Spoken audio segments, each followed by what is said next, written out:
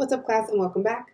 Today we're going to be creating this really cool paint dripping effect using a portrait. First things first is we've given you 5 options to start with. You can choose one of these and hide the remainder of them.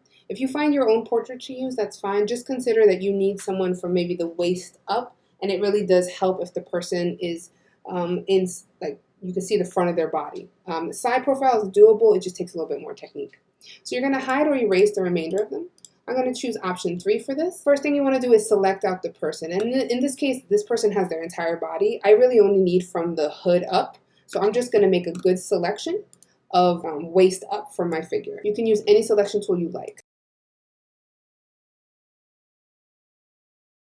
Once I'm happy with my selection, I'm going to add a mask. Okay, so you do want to make sure you spend a few minutes on a good selection. Now what we'd like to do is convert this layer to a smart object. To do so, you can right click on the layer itself and hit convert to smart object. If you struggle to right click, you can find the same options under layer, smart object, convert to smart object. We want to convert to a smart object because we want to add a smart a smart filter. So you know you've done that when your mask disappears and you only have your layer by itself. That's totally fine. Now we're going to go to filter. We're going to use a liquify filter today to get that paint dripping effect. We've used liquify before. When you go into liquify, it gives you your own dialog box with some settings. I recommend using the top tool. The one that's called smudge. It allows you a good amount of control, and you're just going to worry about the bottom part of your person, whatever kind of cuts off in the edge. You want it to look like paint dripping, so you're going to start pulling these pixels so they look like dripping paint. Take your time, make sure you do this neatly. It really does affect the quality of the work at the end.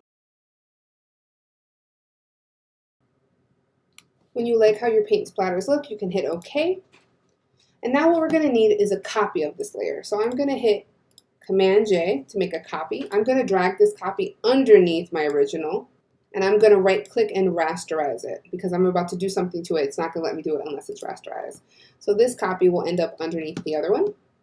Now what I'd like to do is flip the copy so that it is in the opposite direction. So we're going to go to Edit, Transform, hit Flip horizontally. And then we're going to change the color of this to be a little darker. So it'll kind of look like the back of this. So it gives a little bit more dimensionality.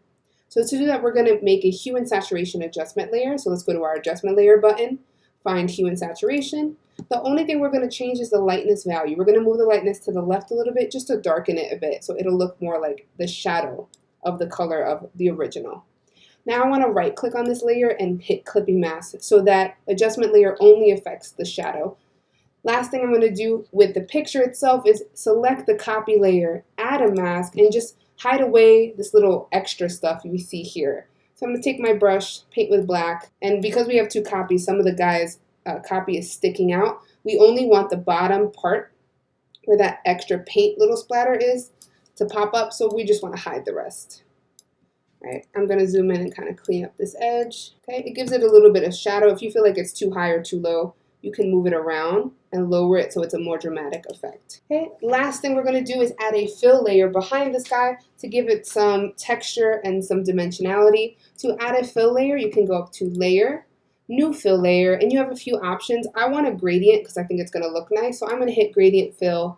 I'm going to double click on this here and choose colors that I think would look good with this guy's color scheme. My gradient fill is under my clipping mask, which is why it looks so funny. I'm just going to drag it, and now that's the actual color of what it is. And now I'm pretty much done. Now, we'd like you to do this with 2 images. The first would be out of the options we've given you. The second can be your own choice and your own research.